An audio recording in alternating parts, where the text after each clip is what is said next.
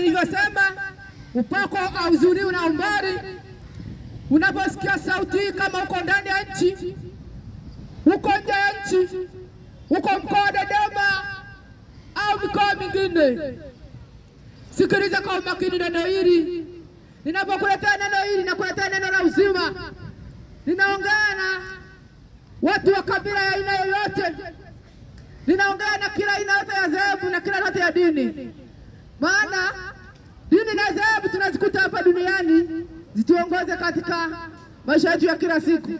Mungu alipoumba mwanadamu, aliumba mtu kwa mfano wake, na mimi ninakuletea neno la Mungu kwa mfano wake lipate kuokoa.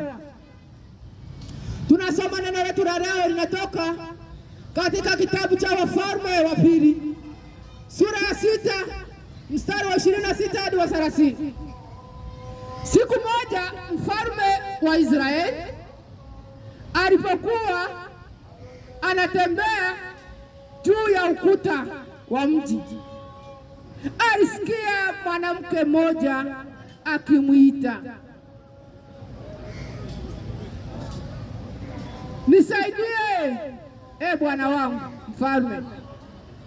Mfalme akamwambia, Mwenyezi Mungu asipokusaidia, mimi nitakupa msaada kutoka wapi?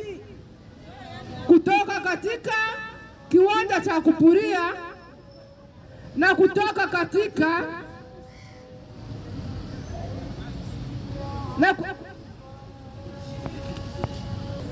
kutoka katika shinikizo. Shida yako ni nini? Akamjibu, juzi mwanamke mmoja alinishauri